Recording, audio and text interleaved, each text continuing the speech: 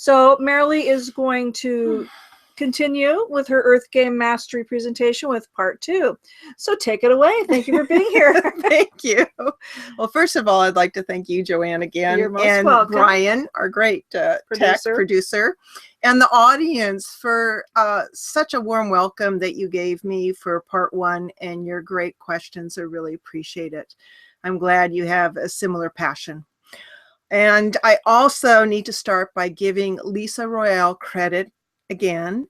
I have synthesized from her information. She should get full credit for this information. And her website is Lisa, Lyssa, ROYAL.net.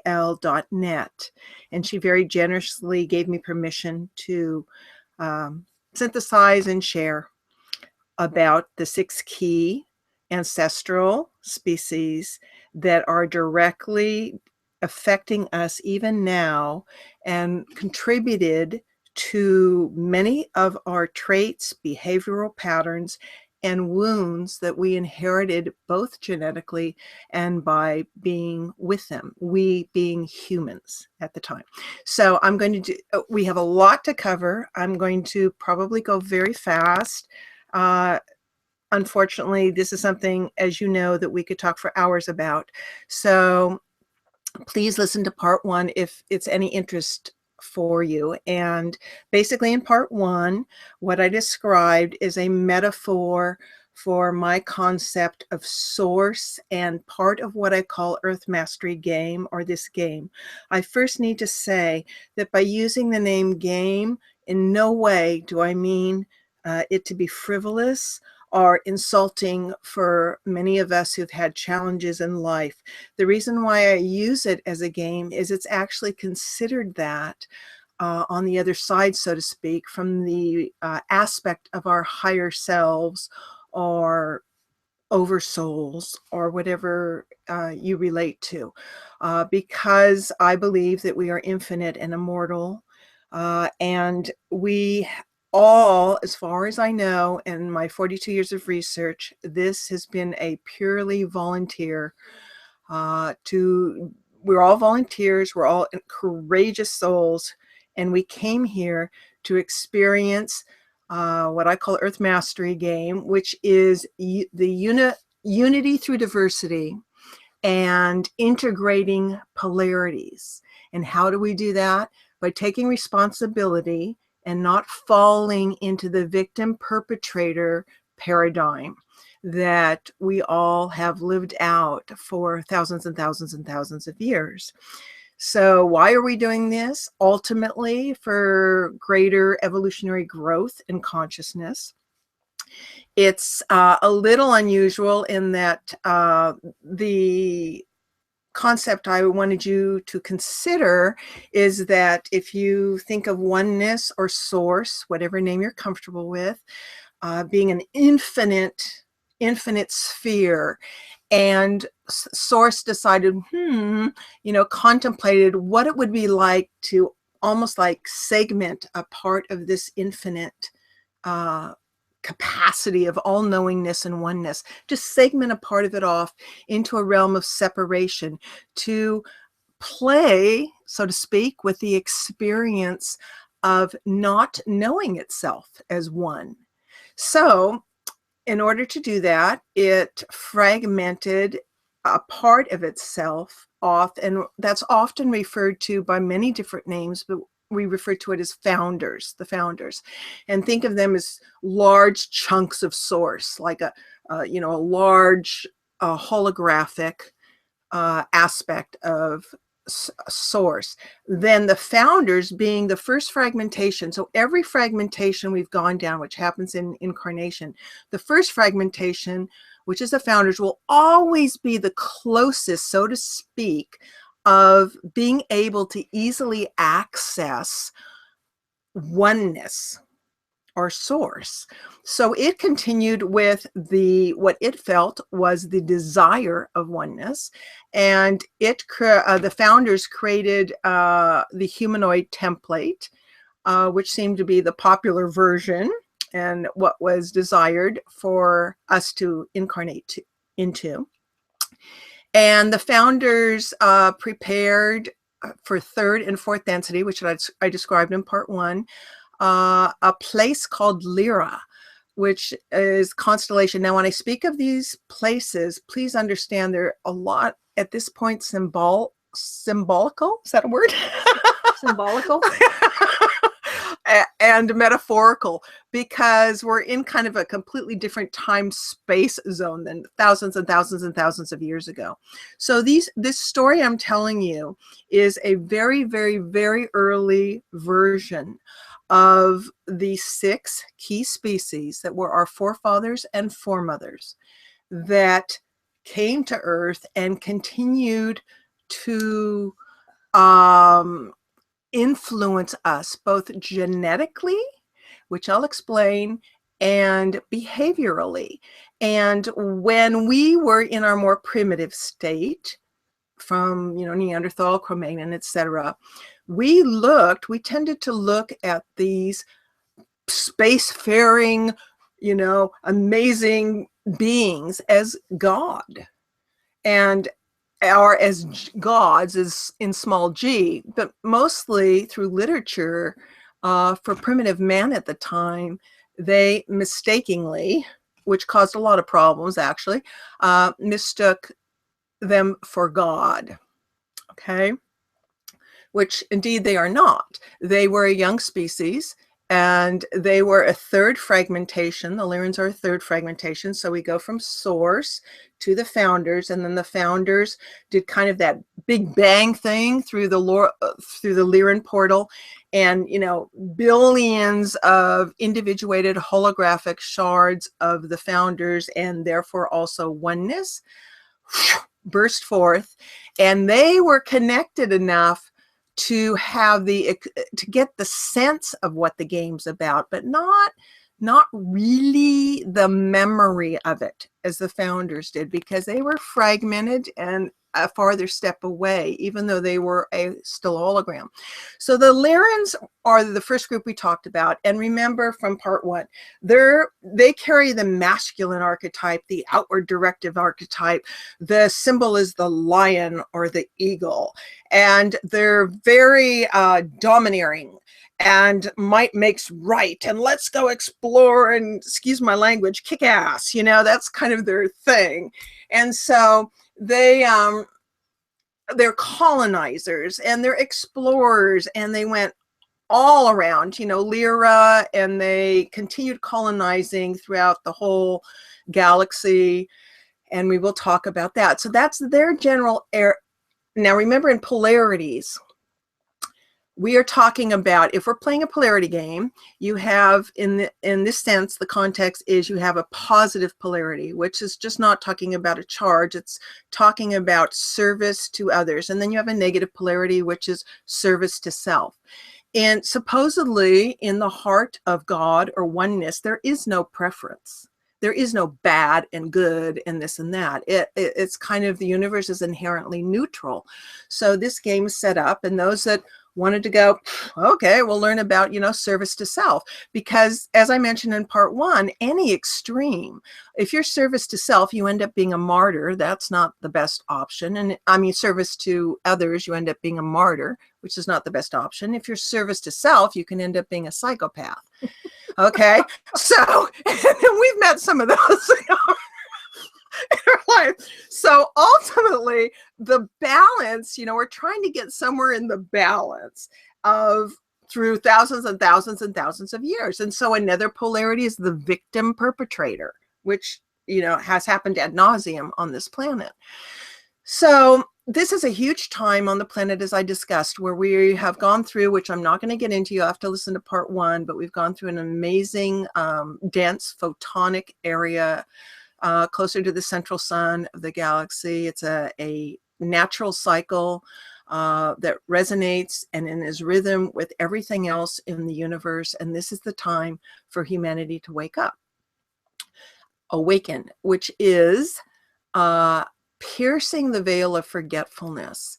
Because as we incarnated to the densities of third density, and we're moving from third to fourth, and I explained what that was in part one, we slowly began to remember and resonate more with more spiritual things, who we really are, and have more of a desire for integrate, not to mention probably feeling exhausted by so many challenges through thousands and thousands and thousands of years. So this is a very exciting, powerful time, and is looked at by many of the positive ETs and beings as like, whoa, we're like primetime TV right now.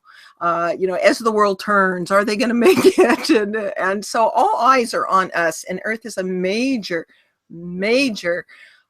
stage for what's called the Grand Experiment, because in this way, it has never been done before or duplicated by any source or God. So that's part of it. Why play a game when you know all the answers ahead of time? You're not going to evolve that much. So we have a lot of challenges, and I'm very excited about it because I feel very positive about it.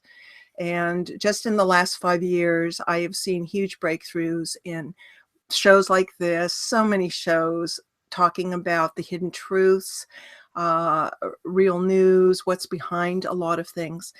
And as you first learn about this, the big thing is to see if you can transform the fear into love. Because initially, you might react with fear. The ego will do that, and the body programming, physical body, will with any new information or expansive information. So this is just a small segment, so let's get going with this. So the Lyrans. And I have a question, if I may. Yes. One comment, we've been asked not to move so much. Oh, okay. Because it's the hand movement's too fast. Oh, so sorry. It's okay. And my question is, in Mark's report about the Iran conference, one of the species is investigating evidence of species that have come here because the indigenous. Well, they've just lots of species have come here and said they have claim to being Earth and have like created humans and stuff. Yes. So is that kind of tied in with? Yes, it's the same species basically, or something? That's a great question, and yes, some of them definitely are. Feel that, okay. And there are some that wanted to believe that they created us. Right. And Source creates us. However, we as humans have a tendency in a polarity game to pick one or the other. Right, wrong, male, female, yes, no. And one of those is you either have creationism or you have evolution. It's all of it, plus genetic enhancement and engineering. That is what I've discovered in my research. So a lot of these beings wanted to say that they're the creator of human. They were not the creator, but they did. All these groups are direct forefathers and foremothers that did literally get involved, over-involved for a myriad amount of agendas. Okay, because they're learning as they go along too. And I will speak of those. And in part 3, we'll be discussing specifically all the behavioral traits and characteristics each group contributed to the human, how it affected us, and we'll also give you very simple healing tools on how to integrate that in your heart. Yes. Yeah. So I won't just leave you out there from dumping all this information. That does tie in a lot with the information that Contessa Leona, the cat, cat had discovered, that there was no one creator. No. Okay, cool. Oh my gosh.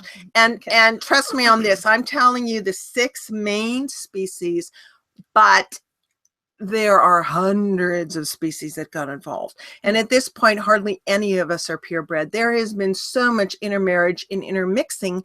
In fact, there's something that is still prevalent today called the Royal House of Lyra and the Royal House of Vega, which got changed into the Royal House of Sirius. And like many of the royalty do on our planet right now, is they got smart and they said, if we're going to balance this integration game, we're going to have to intermarry. And that creates less enemies instead of keep fighting against each other. So this has happened all through history, as you know. Different royal families will marry each other, and it's a way of doing this. This was also true in the ETs.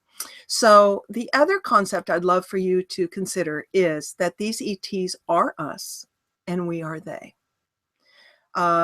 they were playing around with some of the human primitive bodies at the time because they also wanted to have an option to incarnate into human form, because some were very excited about enhancing human form. And I will share with you in part 3, if we have time, what makes us so incredibly unusual and what I call the trump card. And I'm not saying that just because I'm human, because I fully believe I've had many species in lifetimes.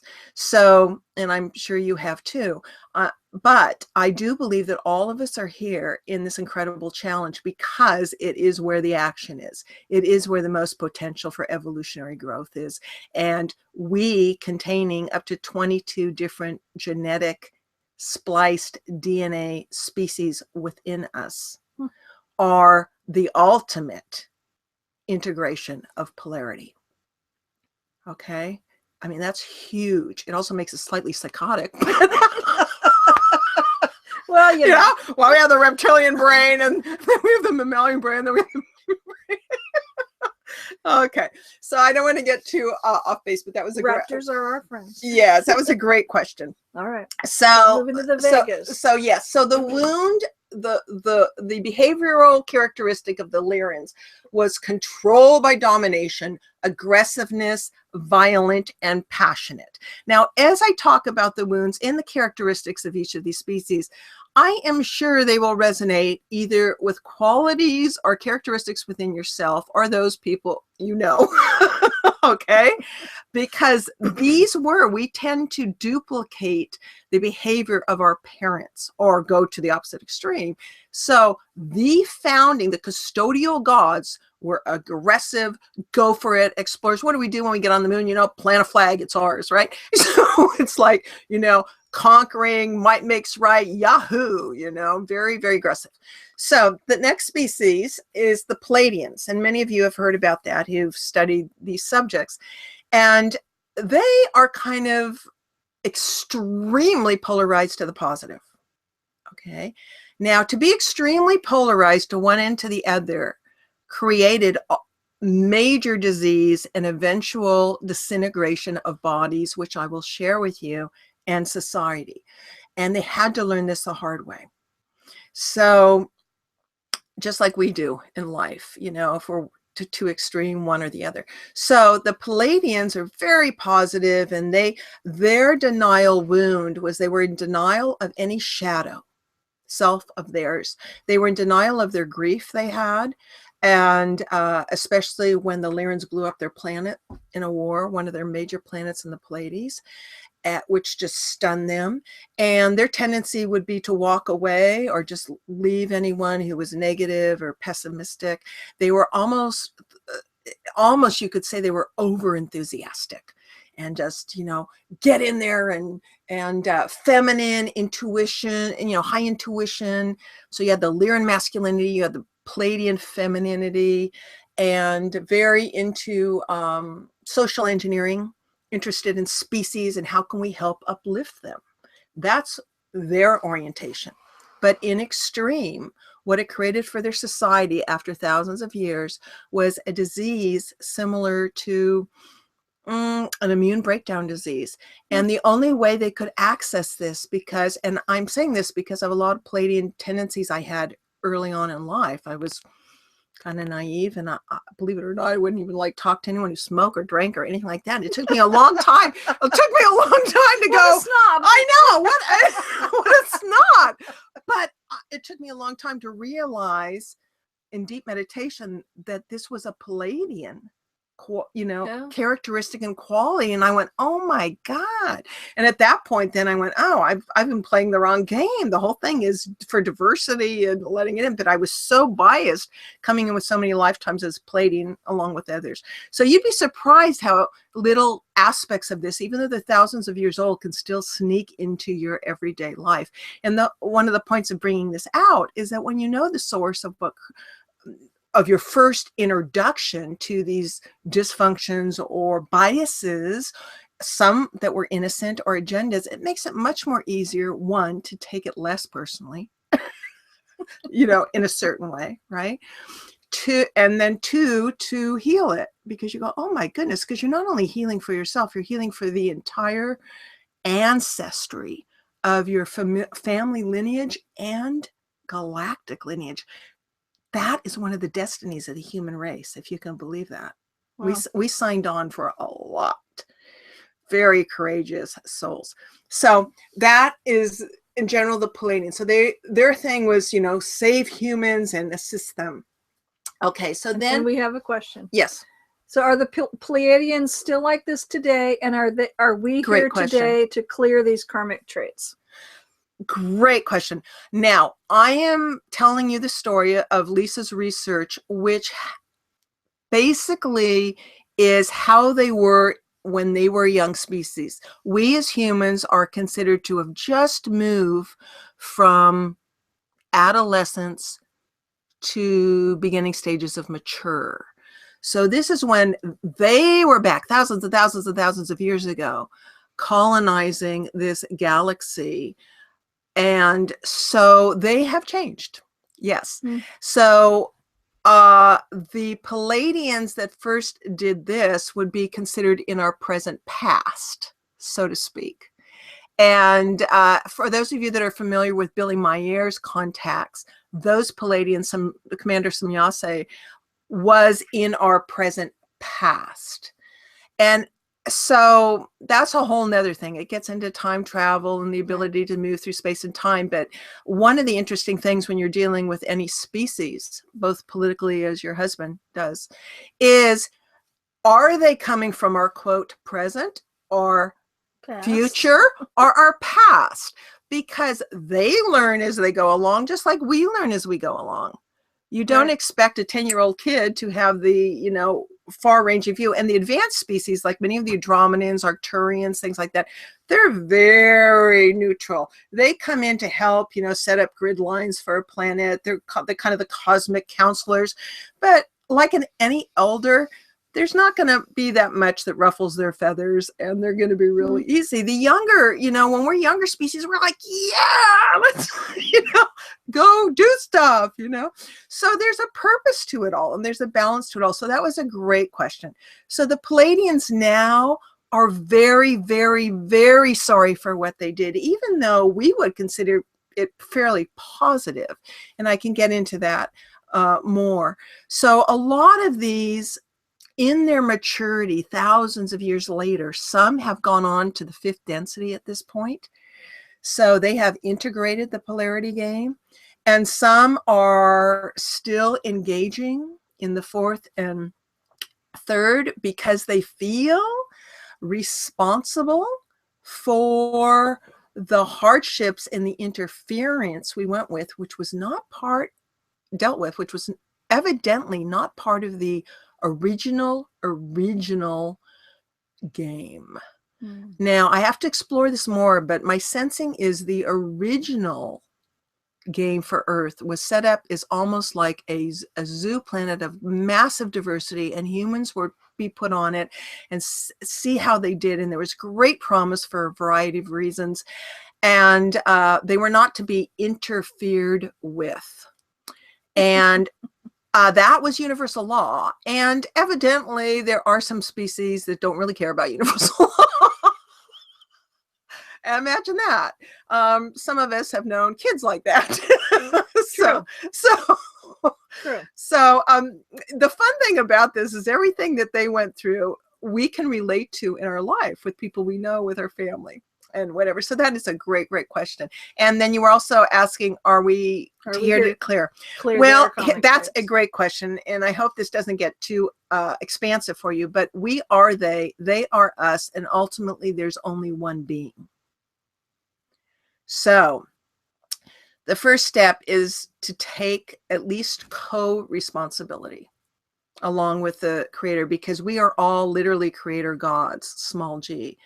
And we are in a place moving from 3rd to 4th density where we will begin to remember this, and our abilities that are God-given, so to speak, that have been latent and in some cases shut off, especially in third density. Nobody can remember anything in third density, but as we move to fourth density, they're going to come online, and things like telepathy, synchronicity, maybe even psychokinesis, clairvoyance, that will happen more, and there'll just be more of a gradual acceptance of all these kind of conversations, talking about soul and things like that. So in terms of karma, that would be a whole different subject, because I have a very different take on karma than most. If you are looking at karma from a multidimensional aspect, it's almost a moot point. If you're looking at it from a linear aspect, yes, there's a lot of relevance in it. But instead of the word karma, because it's so loaded, it's a great question, but I would prefer to use responsibility. That we take responsibility, because I really firmly believe that many of us were these forefathers and foremothers. Okay? And we've incarnated to play many different roles. It's like an Academy Award winner. Who are the people that win Academy Awards? They're the ones that become the part they're playing. Okay? So living on this planet is a fine line, especially in third density. Sorry about the hands. Is a fine line about being enough, believing enough in the game or the movie or your part that you're engaged in it, but not so lost in it. But knowing that that's not all you are, that is a fine line. So I don't know if that directly answers your question, but it's a philosophical nice viewpoint. But shall we move on? Because you've got 4 more species to talk about. Okay. So then we go to the vegans. And no, they're not ones. That's Vega, the bright star in the right upper. Thanks, Brian. And they're not ones that are vegetarian. That's not what it means. That's not what it means. Now, remember, the Lyrans are the kind of stereotype patriarchal species. The vegans are typically 6 to 7 feet tall, and think of them initially as motherly. They decided, these, and remember, all these species originally come from Lyra.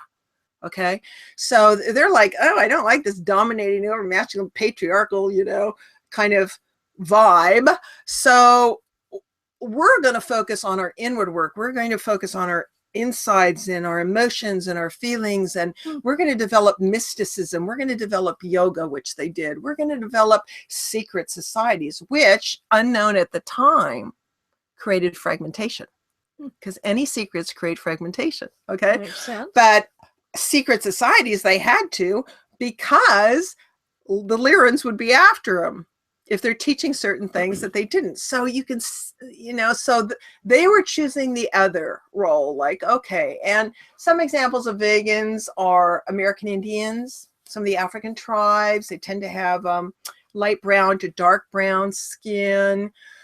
And then it even gets even more expansive that we won't get into.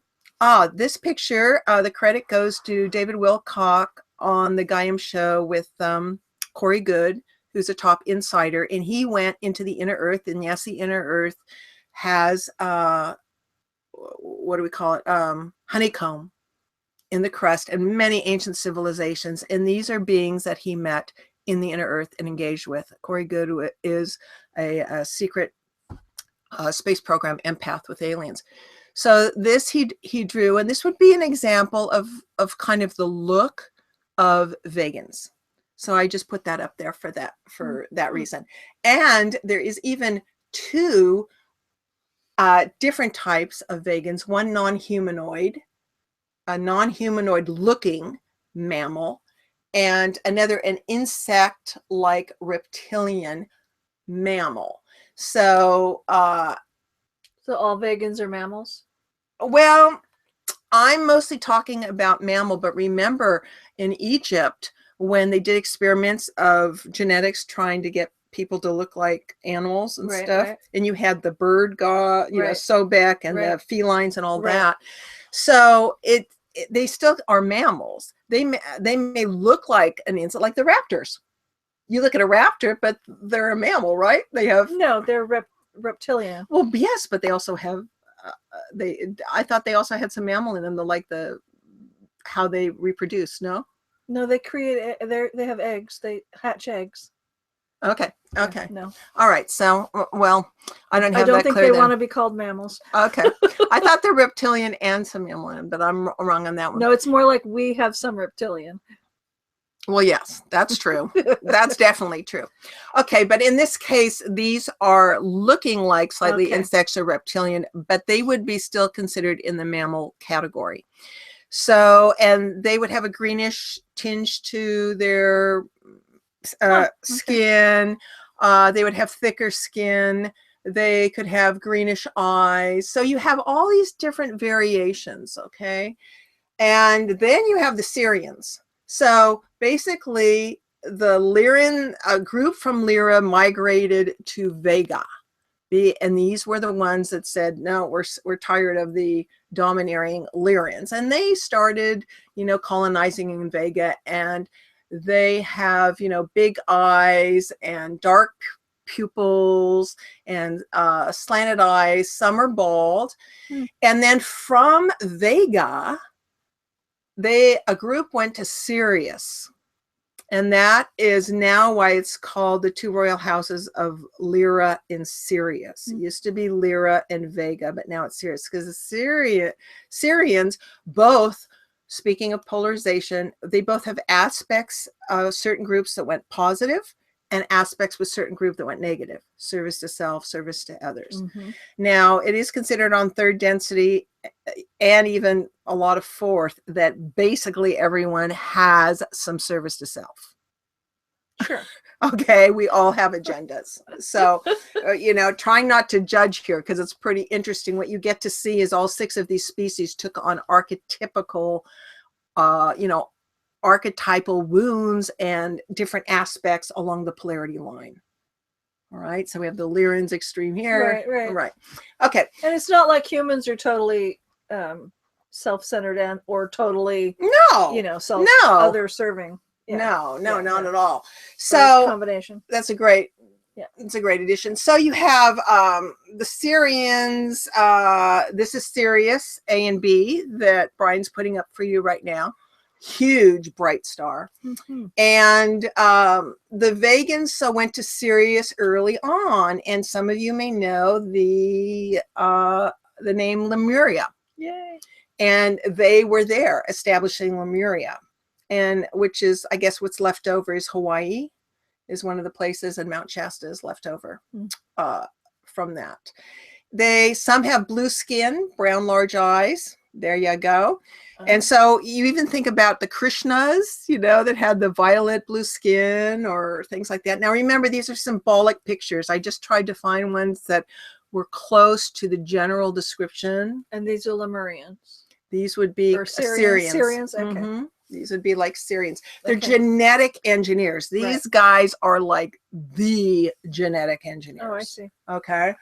They specialize. They wanted humans to be independent, so that they could later incarnate into Earth bodies if they wanted to. Oh. All right. That was like one of their agendas.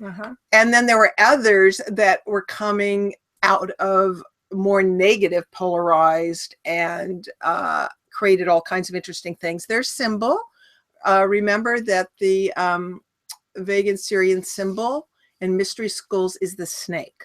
The Lyrans is the lion. Okay, so theirs is the snake. All right, so, and their wounds, I'm giving you examples of a couple wounds so you don't have to wait till part 3, but their wounds were like, they needed to be validated as heroes and martyrs. They kind of, had that going on. And like I mentioned, the secrecy in projects, and they secretly enhanced humans. So actually a huge group of us saved our butts at a certain time, which I'll tell you in a minute. There was an alliance between the Syrians and the Palladians, and the Lyrans wanted to be worshipped, king of the jungle kind of thing. So they wanted the up and coming primitive man to look at them, and they were kind of getting off on that. The Palladians and a large group of the Syrians formed an alliance, and joined with the Lyrians in the early genetic enhancements and experimentation. But unbeknownst to the Lyrians, they had a secret plan, welcome to secret societies, to instead of ensuring that humans would only get to a certain point and still be subservient or not be as smart as, quote, the creator gods, they made sure that they put a code in us that we would remember who we are, and it would be enhanced. And guess what the timing of that is? Right now, 2012. The Mayans were a whole time traveler group, which is a whole nother story. So now we have a group of vegans migrating to Orion. Orion is extreme negativity. I mean, the most extreme. You got Pleiadians, which would be the most positive, and you got the Orions. Think Star Wars. This is a very interesting story. They are a domineering empire. They're 89% vegan, 11% Lyran. Literally Darth Vader. I mean, I swear that Lucas must have been channeling about the ancient empire wars. They were masters at mind control.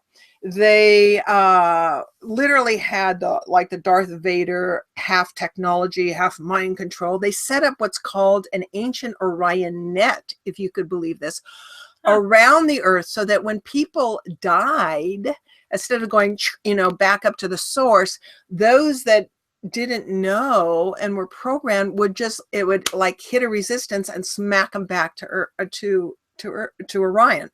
So it developed over thousands of years, the extreme sense of despair and hopelessness under subjugation, under an extremely dominating empire. And of course you had the Jedis. And the Jedis were, I definitely had a couple lifetimes here. They were called Black Leaguers. And these guys were actually vegan mystics. And they would live in caves at the time. It was mostly, a lot of Orion planets are very deserty. And so they lived in caves, and it was a very tough time. They were a resistance group. And they practiced certain things, and they could get certain technology that they could steal from the Orions when they could. But it was pretty hopeless. And they just would not give up, and they would help the people when they could, but they were hiding the whole time.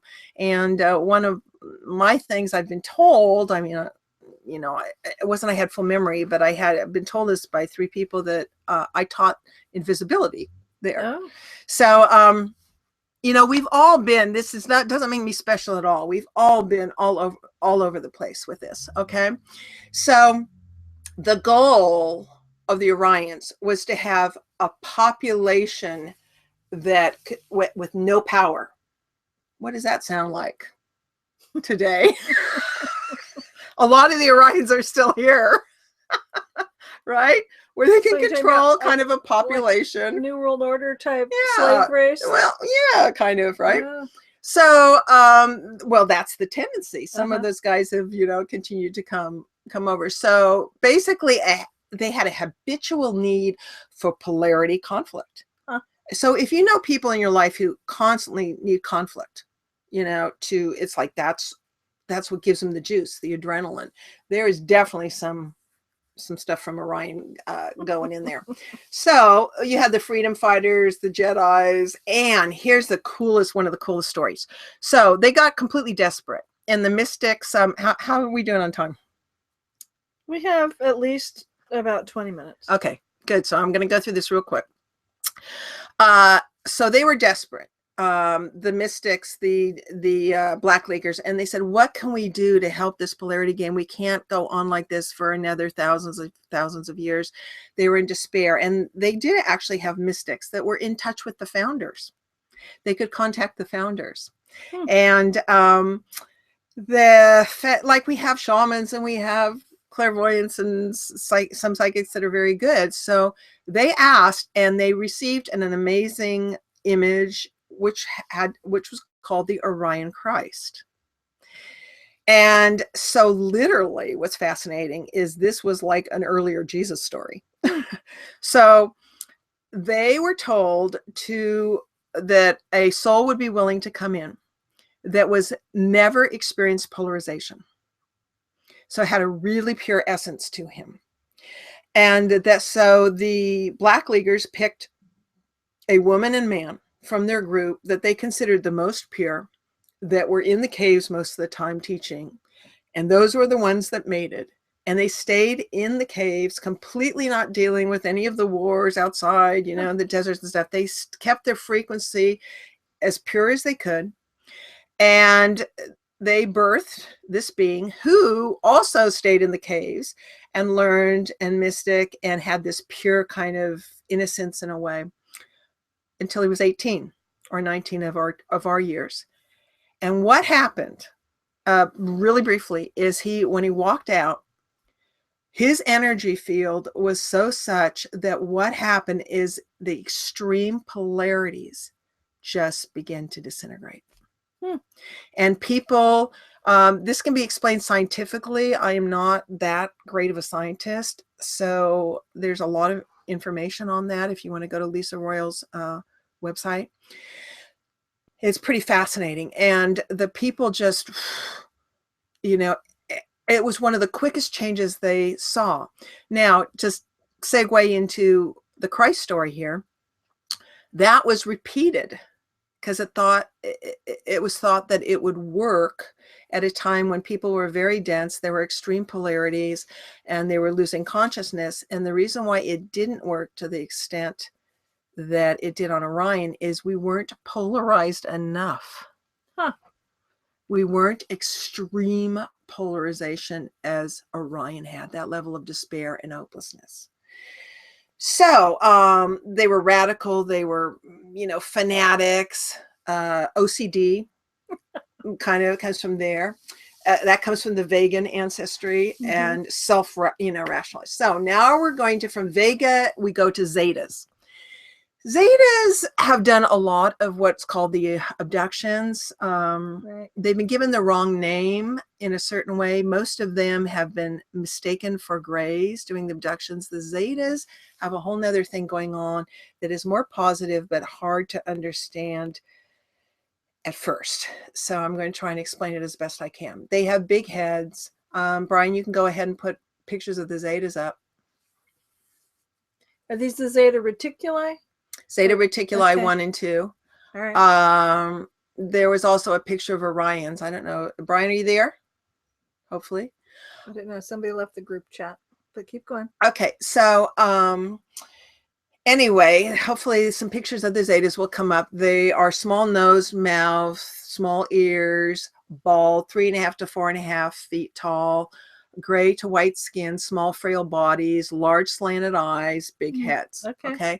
They are not the same as the Greys, which are robotic and cloned and a different kind of thing. Now, their story is the most fascinating, and this is the major last species. They lived at a different sector in the universe, and they lived on a planet which is exactly similar to where we are now on Earth. Really? And they called that Apex at the time. This was in our past, much of our past. What happened is they look like us. They were human.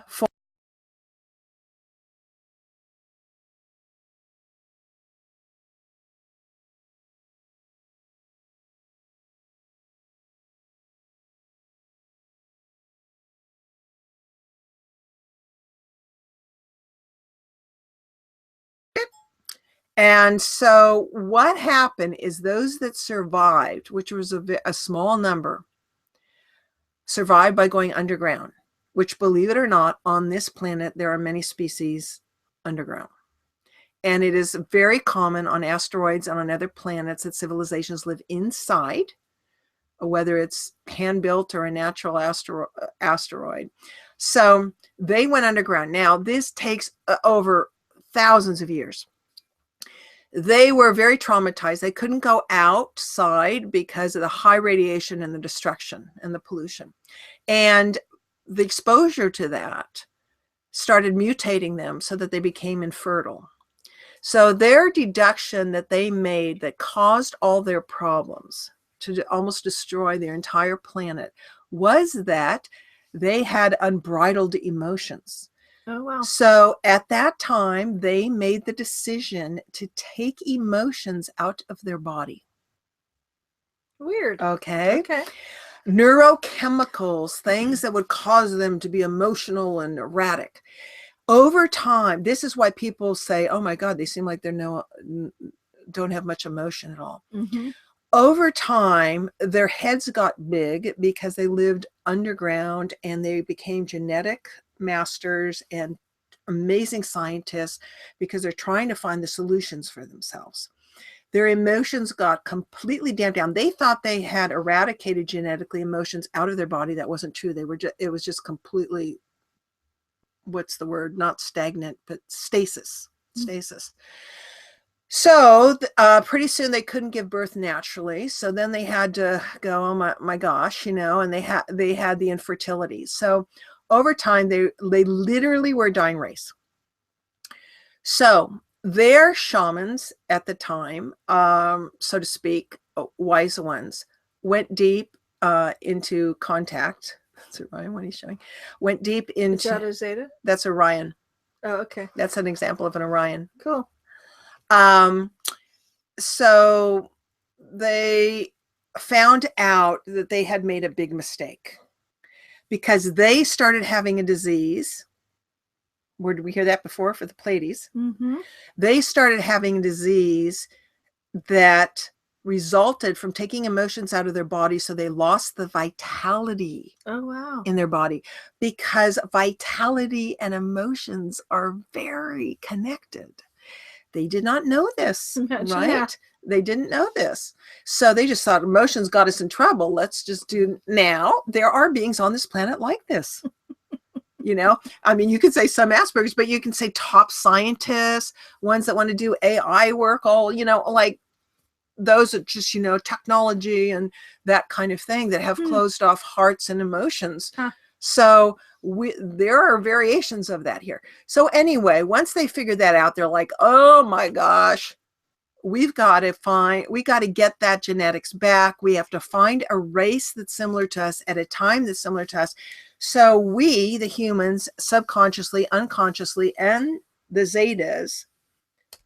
Zetas traveled. They went outside. They could start breathing again. They spacefared. They came to Earth because they realized that this was these guys, these are the Zetas. Okay. So what they did is they realized that the wars that they had and almost blowing up their planet had sent them to a whole different inner space connection part of the galaxy. Mm-hmm. They finally found us, and there was an actual cosmic genetic agreement. This is really wild, that they would be allowed to take neurochemicals and genetics from the human species, and supposedly the souls who came in as humans agreed to this, but of course they don't remember, right? So it's a terrifying experience for them. And in turn, they would be reminded, saved, and being accessing what they would look like in the future. Does not Earth turn itself around? Oh. You see what I mean? The gift. It's like we are looking at a possible viable future should we continue on the road of nuclear warfare and over technology. So it was... we would look like the Zetas? They look like us when they started. Oh, okay. Yeah. Okay. So there you have it, right? So, dear. That's a possible. So it actually was a joint gift. It was not perceived like that because them taking emotions out of the body, they were terrified of us. They had much more frail bodies, white because of being in the cave, terrified of us. And we, who are so disconnected from a multidimensionality and didn't consciously remember this agreement, are terrified of them and going, what's going on? And this particular group, some use it as an excuse, but they said, you agreed to this, and that's why many people who've had contact, they are told, like, always reminded about nature and to keep nature and to keep, their heart open. So anyway, that's the mutual benefit. Now, what happened there As I'm happy to say that a group of there's much trial and error. Stuff didn't work. They lost many children. They would have humans that had contributed the genetics for the survival of their species come and nurture the children. They had forgotten how to nurture. Oh, wow. So many of the reports you're hearing, we're working with this group, not all of them, but working with this group. Now in our present time, they have reached fifth density. They are an example of what's become an Essassani species, which is half human and half Zeta. There you go. Oh, wow. Half human and half Zeta. An example of that on YouTube, if you want, is Bashar, Bashar. He channels an Essassani, and you get to see the incredible integration balance of everything. I mean, coming forth from this being an enthusiastic in his emotions, but the balance of the high mental with the open heart. So they have succeeded in our present and future time to be an example of an integrated species. Cool. And so then there's one last thing about cetaceans I'd like to read you. In part one, in most of the research I did, I thought that cetaceans, which are whales and dolphins, came from Sirius originally and from Palladians. That's what a lot of the research says. I have since had a correction from Lisa Royale, because I called her personally and I went, wait a minute. The cetaceans are water humans, and the cetaceans, Mark has access to the 5 oceanic species, right? And I would love to read just a brief paragraph of what Lisa responded when I asked, are the cetaceans, did they originate from Earth, or did they come as an advanced elder species? They literally are called water humans, as an advanced elder species, to hold polarity and integration until we could get there. So she says, the idea of water humanoid or cetacean is one that occurs on many planets, not just Earth. Thus, the same processes of adaptation or genetic engineering that happen to humans is similar with water humans. Of course, there are differences depending upon the planet and the conditions, which create, just like they do for humans, different colors, different skin types based on the gravity and electromagnetics of any planet. The cetacean body on Earth as it is now did not come from somewhere else. There was a template from off-world, much like the humanoid template, that could be considered the original, but is so ancient. All newer forms of adaptation of that old template, all are newer forms. So I changed the graph to update that cetaceans were kind of engineered to be assistants to us humans and to have the opportunity as water humans to live in that kind of life. Now, I also want to add this because this is the end of the species. And before I share with you to close, I thought I'd share a little extra thing of the traits and tendencies that were genetically given us. And there's so many, but I would share 7. But before this, Lisa was talking to a woman that just had a hard time and was still stuck in the mindset that they did this to us as humans, right? They genetically engineered us, and that she felt like a victim. So Lisa replied, presenting a bigger picture of the situation, that from the Palladian perspective, which Lisa has a future Palladian side, the Palladian responsibility is to uplift life as long as it is done with integrity. That is why the Palladian and Syrians made that promise so long ago. Of course, they cannot control the direction things go at a certain point when the species becomes sentient. Wow. So we think we know what we're doing. We make these decisions, even sometimes for the betterment, but you don't know what's going to happen. So as we become more sentient, we take on all these characteristics, and that is part of their learning. The Palladians had to learn to let go, just like our parents do. They basically said, this is how it is done out there, much like the responsibility of parents to raise children, but even bigger. If planets had to wait for just natural evolution, things would move very slowly, and sentient life would be a rare thing in its own. Another reason why it is important for a planet to be emotionally and spiritually evolved before it goes traipsing through the galaxy. Wow. Well, I think that is a good place to actually stop. Okay. Because we're at the top of our hour, and maybe we can open part 3 with your 7 traits. Sure. Oh, wonderful. Okay. Sure, we can do that. And we're going to do part 3. We're going to do part 3 on Monday, February 15th. Okay. So this will be your Valentine's present.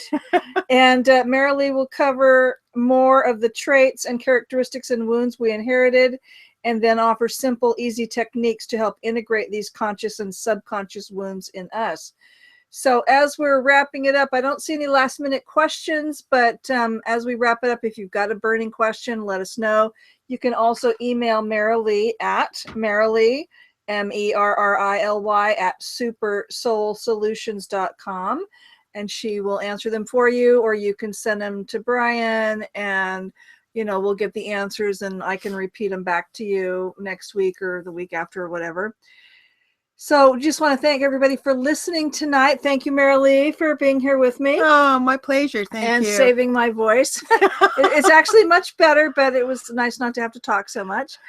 But please visit my website as well, edhca.org, and see all the reports that we have available. And just keep coming back. And thank you for all your wonderful support. And we hope you've enjoyed the show. Thank you so much. Thank you. Bye for now. Bye-bye.